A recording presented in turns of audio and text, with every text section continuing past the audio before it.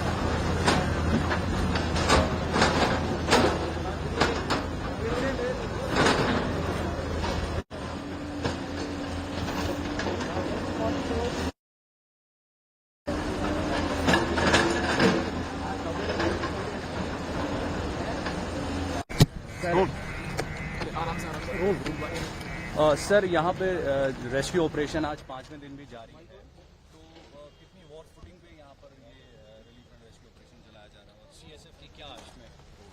जैसा कि आप लोग पिछले 5 दिनों से देख रहे होंगे, सीएसएफ तकरीबन फर्स्ट डे से ही फर्स्ट रिस्पॉन्डर के तौर पे हमारे जो यहाँ आदमी थे और तत्काल जो हमारी नियर बाई किश्तवाड़ और दुल्हस्ती के यूनिट हैं उनके सारे लोग आ गए थे। तो तकरीबन 1.5 कंपनी, तकरीबन 125 आदमी हमारे पहले दिन से ही इस पूरे लगे हुए हैं। और मैं अभी अपने लोगों से इंटरैक्ट कर रहा था तो काफी मार्मिक दृश्य उन्होंने बताया और कैसे उन्होंने पहले दिन इस घटना के तुरंत बाद जो इन लोगों ने बहुत लोगों की जानें बचाई और बहुत लोगों को इस मलबे से बाहर निकालने का काम किया।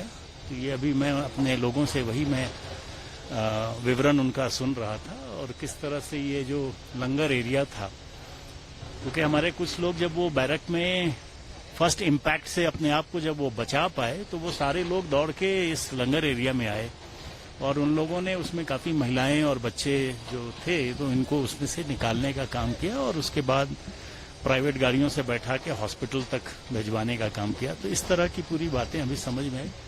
अभी आप लोग खुद ही देख रहे होंगे तकरीबन 20 या 22 जेसीबीज यहाँ लगे हैं। बहुत वॉर फुटिंग पे काम चल रहा है, लेकिन त्रासदी बहुत बड़ी है और जिस तरह से मिट्टी और पत्थर के पहाड़ जिस तरह से आया है,